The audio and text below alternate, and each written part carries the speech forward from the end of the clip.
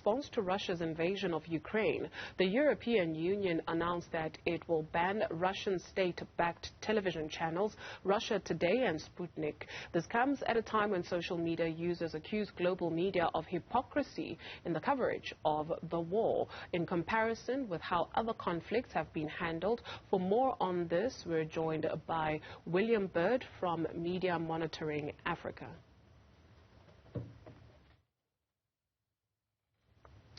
William, thank you so much for joining us this afternoon. What has been your observation of the way this conflict has been covered? What's your assessment? Well, I guess there are a couple of things. The first is that in as much as we've seen other wars being televised, like the invasion of Iraq, for example, this one is really the first one that's fully wired in terms of social media operations, in terms of various entities. Google Maps, for example, apparently showing traffic delays on the ground because of the movement of armed forces, etc. So in many ways, this is a very different kind of a war to the ones that we've experienced before, precisely because there's so many channels and pathways for news and information to get out. Of course, it means that there are any number of interesting challenges that arise from that. I think the second key thing is that, of course, this is one of the first wars we've seen break out in Europe over some time now. And this has kind of resulted in a lot of people's inherent stereotypes coming to the fore. So we've seen serious allegations around racism. We've seen a number of stereotypes being perpetuated.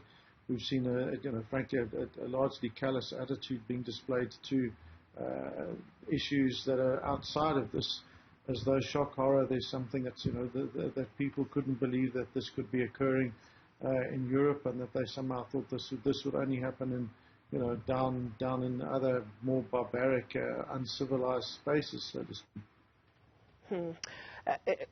The criticism specifically is pointed to the way, some presenters or reporters have brought the story to people. So, for instance, let's take a look at what BBC was doing on Saturday. They hosted Ukraine's former deputy general prosecutor, and he said, "It's very emotional for me because I see European people with blonde hair and blue eyes being killed every day with Putin's missiles and his helicopters and his rockets." The presenter responding, "I understand and of course respect that emotion." Al Jazeera, a reporter saying, Al Jazeera English committing to making sure that their reporters will actually report impartially and not include themselves. So that thin line, between reporting on a story and adding yourself to it. So look, I mean, I think it's horrific, and it makes I think our people angry about how this is being reported. But this isn't new. For decades, we've spoken about how our continent and brown-skinned people more broadly are represented, how the loss of life of people on our continent has to be in significant numbers before it even makes the news. And there's a sense that people in Africa, they just die. They just die in numbers. No one quite knows how.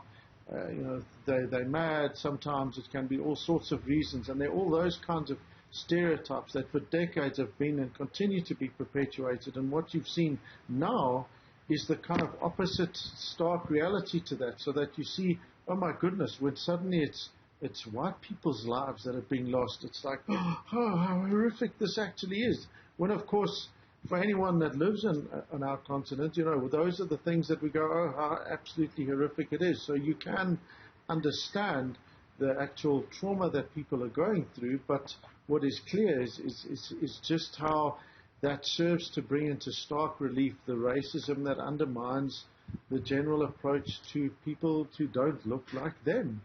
And to that extent, it continues to display that fundamental inequality and perspective of our news and of the news media that occur and that report on these things from around the world. So this idea that they are being impartial, well, clearly it isn't the case that for many of them, they aren't impartial. They should own that fact and start to deal with the kind of fundamentally racist assumptions that they make in the way that they report on this war and on Africa and brown-skinned people more generally. The exclusion of Russia from sporting and cultural activities has also drawn criticism by some people on social media platforms, as drawing examples or parallels between the way Russia is being treated, for instance, as opposed to, the Palestine-Israel issue. Why are we not seeing, the same sort of treatment there? Is there an argument to be made about that? Look, I think there may very well be, and certainly you need political analysts and people that understand those things far better than me to be answering those kinds of questions as to why and to how valid those kinds of comparisons are.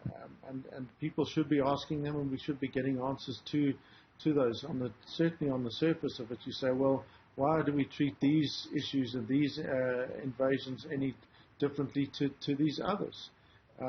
What is clear is that this is an unprovoked attack on a sovereign nation, and I think that we need to be unambiguous about condemning that. This is it's a clear act of war, and we can condemn that. At the same time, that doesn't mean that we then excuse the overt and covert racism in the way in which the various media globally tend to report on this, and for them to then be asking themselves the questions. How is it that we're reporting on this in a way that we seek to humanize, that we depict clearly and empathize with the horror of those, yet when we see other kinds of similar conflicts in other parts of the world, we fail to do that? What is it? They're the ones that need to be doing some really hardcore introspection into their journalistic practices, because it's on them, this idea that now that they're seeing what loss of life is like on that level, if you like, they need to be asking those questions. Well, why is it that we think because someone looks slightly different to us that we don't think that they feel just the same as anyone else who's losing family members or is suddenly involved in a conflict that is not of their making? You mentioned a little bit earlier on that the blurring of the lines is nothing new in reporting, in journalism. How sustainable is that, especially with this backlash? People from across the globe on social media platforms. You've got channels like YouTube as well, where people can consume, different kinds of media. Just how sustainable is it for media houses in terms of relevance? Well, it's a really big problem, actually, because what it serves to do is undermine the credibility and integrity of media. You can't be there saying we support media freedom and we support these rights and telling the war and giving all sides of the story, etc., and then at the same time happily go along and perpetuate racist stereotypes. Like, those things just don't square up. And the moment you pursue that line, what you're doing is you're undermining the credibility not just of your media house, but of media houses generally. And that's a problem for democracy. Why? Because for all their faults, etc., we desperately need credible media who go in, they do the fact-checking, they understand things, they report on what's going on, they help us understand those difficult comparisons. Why are there sanctions in this instance and not in this instance? Why are there boycotts here but not here? We need to start to square those things up. Media need to be bringing us those things, and we need credible, reliable media that are going to be doing that. The moment media then fall into some of the traps themselves, where they either are perpetuating those stereotypes or being blatantly racist, they're fundamentally undermining the credibility of the role of media generally, and that, especially given the wealth of social media information that's out there and the mis and disinformation that's rampaging. We need media we can trust and rely on. For a lot of people now in South Africa, they're going to look at these international media and go, man, why must I believe you? Because you just think that we don't matter, that our conflicts, etc., are in uncivilized areas. And that, of course, is a problem, because then who are they going to believe? Where are the sources that they can get reliable, credible information on what's happening up there? Of course, one of them would be Newzroom Afrika, but your resources are stretched. You don't have a team of journalists there, so you need people in other parts of the world that people can trust and can get reliable information from. William Bird is with Media Monitoring Africa. Thank you very much for availing yourself this afternoon.